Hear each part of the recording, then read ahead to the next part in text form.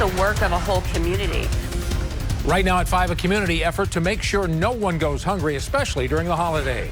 Louisville surpasses 100 homicides this year. We're live with city leaders say violence prevention efforts are working. JCPS budget crunch. We are live with the possible cuts being considered by the district's revenue task force. But first tonight, we start with the threat of impact weather. Jay's going to time it all out for us. Jay, this morning commute could be messy? Yeah, I think so. Some scattered showers and even thunderstorms, guys, for late tonight, tomorrow. Let's get to it. Outside at this time, no worries, but impact weather definitely on the way. Let's time it out for you. The scattered showers and storms will likely develop again, very late tonight, the closer we get to daybreak tomorrow, and they're going to continue on and off for your Tuesday as well. A few of the stronger cores could actually have a little bit of hail, maybe even some gusty winds, especially the farther west and southwest from the metro you go. And hey, that's not it for the rain chances. This is an unsettled week headed our way. Later Thursday night into Friday, more rain chances will be pulling into the region. But tomorrow's storm system, see that curly Q right there, the panhandle of Nebraska, that's the energy moving in our direction. Here we go. We're timing it out. This is midnight tonight. Still quiet. The first half of this night is going to be just fine. After midnight, clouds will be on the increase. We get closer to 4 a.m. early tomorrow morning. A scattering of showers. A few rumbles of thunder will begin developing across the northwestern one half of the viewing area. For the metro tomorrow morning, again, allow extra time to get to your destinations. The rain chances will be going up throughout the morning's hours of tomorrow. Even a few thunderstorms will try to mix in every so often. And a couple of those stronger cores, as I mentioned, could have some small hail. And even as we move into tomorrow evening, yet another chance for a few scattered storms, some of which could be kind of strong. So we'll be watching this very closely. Right now, much of the viewing area shaded by this darker green. That just implies that there could be an isolated severe storm, especially later tomorrow into the early evening hours. Once this passes on through tomorrow evening, that will be it. Things will settle down. But again, Vicki, Rick, there's another chance for rain later in the week.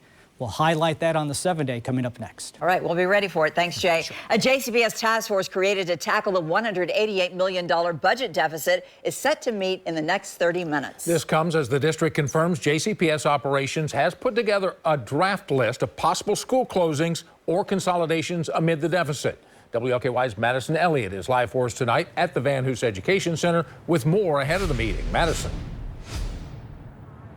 The district says that list is not being shared right now, so we don't know what schools may be impacted. But again, right now, that list is just a draft. The meeting of the Revenue Advisory Task Force is set to go off here in about 30 minutes, and it's made up of many different community members, stakeholders, and board members led by James Craig. This is its 6th meeting, and tonight members will get more information on JCPS expenses, revenue, and how funding needs have shifted over time.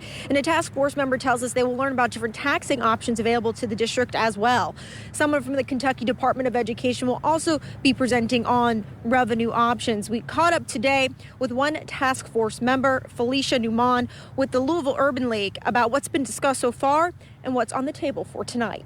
But I want to really do what's best for the students and for the teachers. My sister's a teacher.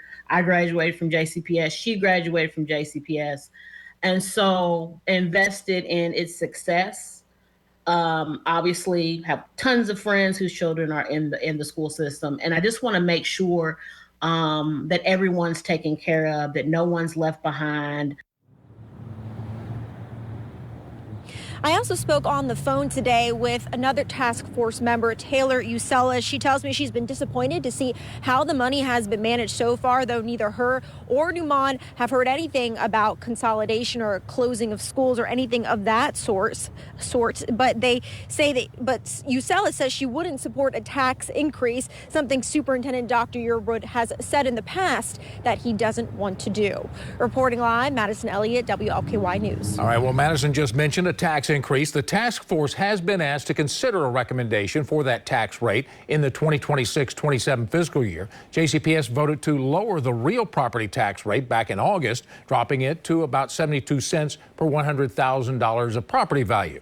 It was the fourth straight year the rate dropped. Dozens of businesses are now assessing their future after Great Lane's closure following the deadly UPS plane crash. Tomorrow marks 2 weeks since the crash, leaving many businesses unable to access their facilities. Companies like Quantum Inc., which is now working out of 5 facilities, including one in Houston, just to make ends meet. Many tell us there is no end in sight. We get better every day. We get better every minute. But right now, it's been a lot of sleepless nights, a lot of really, really exhausted people, but they're all dedicated, and we plan to keep on keeping on. We'll have more information about this impact coming up tonight at 6. A Louisville man is now facing charges in a deadly 2018 shooting in the Parkland neighborhood. Police say a grand jury indicted Stephen Williams today for complicity murder and complicity robbery. The victim in the case, Robert Bigger Smith, was found shot to death between 2 vacant homes along West Kentucky Street in December of 2018. Police say that Williams was already in jail on unrelated charges. He's expected in court for an arraignment next week. Louisville has reached a grim milestone of 100 homicides in 2025. Now, while that's still far too many lives lost, city leaders say it's a sign that violence prevention efforts may be slowing, making an impact.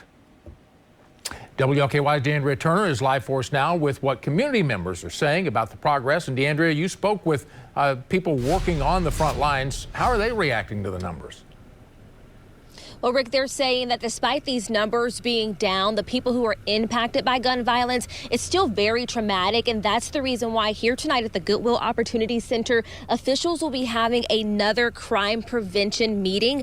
And so they're saying that crime prevention efforts must continue. That's because the city is currently sitting at 102 homicides for the year. That number is still devastating, but it's lower than where the city was this time last year when homicides had already reached 132. But people who are working to understand and prevent gun violence believe that collaboration is starting to make a difference. 2 city council members are having their second to last community violence prevention meeting here tonight. Councilwoman Tammy Hawkins points at things like partnerships, intervention programs are helping curb the number, but more work needs to be done. It gives us a little hope because it could have been way more.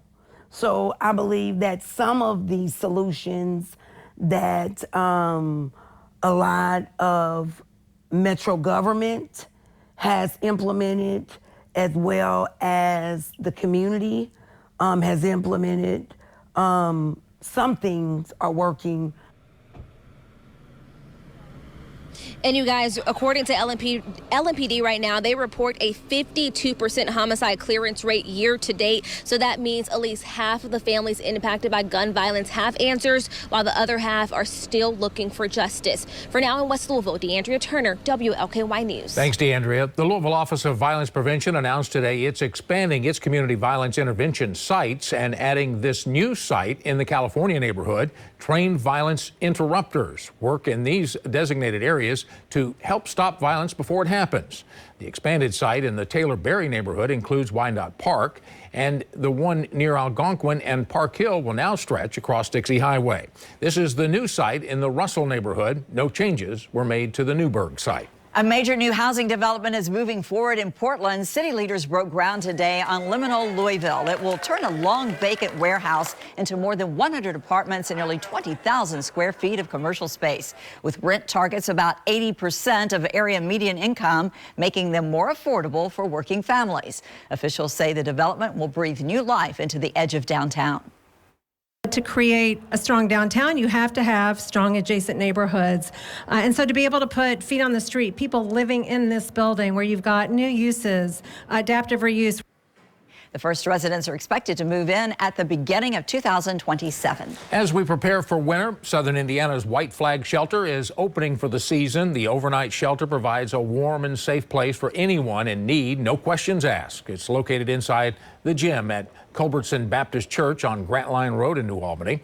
And it is run by the Homeless Coalition of Southern Indiana and the Nomad Church Collective. Organizers say that they're expecting even more people in need this year. A lot of people were coming over from Louisville because, as we remember from last year, the Louisville shelters were at capacity, which rarely happens. And so people were coming over here looking for shelter. And so then we, got to capacity here, which has never happened. The shelter is open from 7 at night until 7 in the morning anytime temperatures drop below 35 degrees through April 15th. We have more information on the shelter on our website, WLKY.com. With Thanksgiving less than 2 weeks away, the season of giving is here. Feed Louisville is having one of its biggest events tonight. Sam Carter tells us the kickoff to their holiday campaign is about fighting hunger and waste. Right now, it is a busy morning here at Feed Louisville as they prep some of the 700 meals they're going to send out into the community. And now you can help them do even more. In the Commonwealth, food insecurity is a growing problem. According to Feed America, from May of 2023 through May of 2025, the number of people considered food insecure has risen 48%. Right now, 1 in 6 Kentuckians lack consistent access to food. For co-founder and executive director of Feed Louisville, Rona Kumar, filling the gaps is more important than ever. Right now, with the SNAP crisis, we're ramping that up. We're partnering with additional organizations who are taking food directly to people who are housed right now, which is a huge concern of ours.